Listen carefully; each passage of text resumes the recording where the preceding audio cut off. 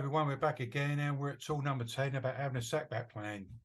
Now, we've already mentioned in other videos that we're people with pain, long-term conditions. We're overachievers, so we want to try and keep up with everybody else, and we perhaps, we don't pace ourselves so well.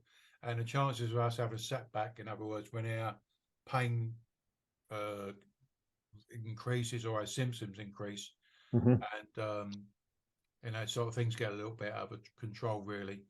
And I found myself, what I found over the years, so I'm still an overachiever, I still have problems saying no to people that ask me to do things, etc. Yeah. But what I found that when I do have a setback, it's because I've overcooked things, overdone things, and I found for me, and I think other people as well, I think that seems to be the best way to manage it. Really, is not to sort of just stop dead, but to say no to unnecessary demands, reduce my activities, just chop everything in half. So whatever I was planning to do, I'll only do 50% of it, etc. Yeah. And I find doing it that way, as you said in the other videos about getting yourself back on track, back in the driving seat, that's the main thing. But I think stopping everything, etc., as I did back in the day, when the pain went up, take myself to bed or whatever. Yep. That's completely the wrong thing to do. Because the thing is, when I come to do a dead stop, and it's like everything starts to tighten up again.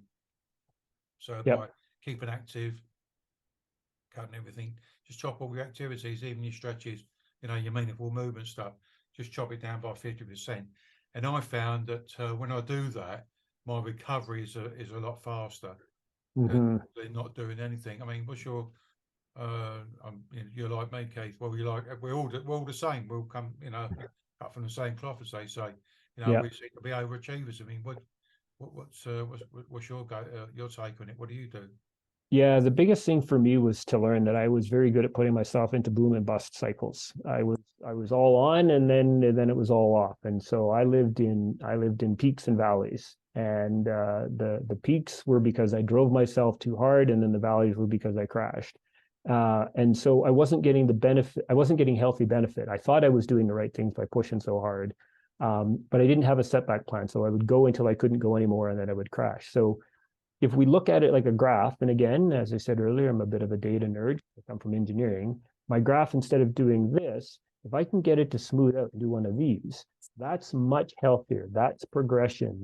It's still moving forward. I don't need to shoot up like a rocket, but I can have a slow, steady increase is really healthy. It comes back to being kind to ourselves. We're looking at doing the best thing that we can for ourselves. And then when we do what's best for us, we can be better for others around us. And not that we do everything we do for others, but we have friends and family and coworkers in our lives.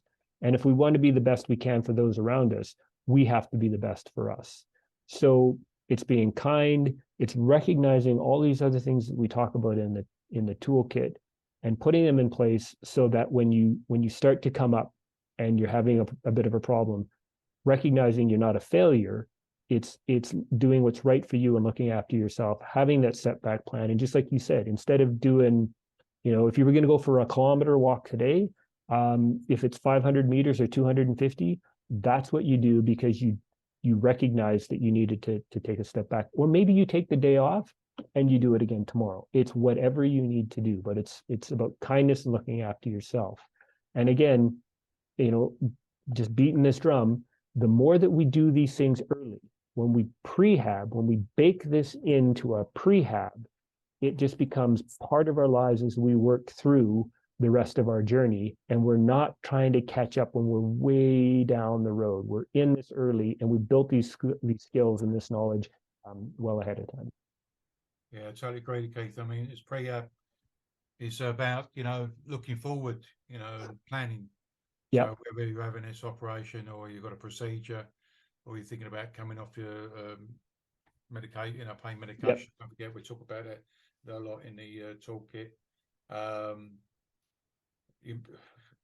must iterate, if you're planning going down that route with you reducing your own medication, opioids, always do that with collaboration with your prescribing healthcare professional, etc. Absolutely. Yep. Mm-hmm. But the setback plan, it's having make that plan now. You know, it's being prepared. Yep. Yeah. So when we have a setback, well, where's my plan? And Yeah. you know, sometimes I don't know about. Well, I remember a couple of years ago when I had a setback, I looked at my setback plan. I went into start using it. I thought this ain't working.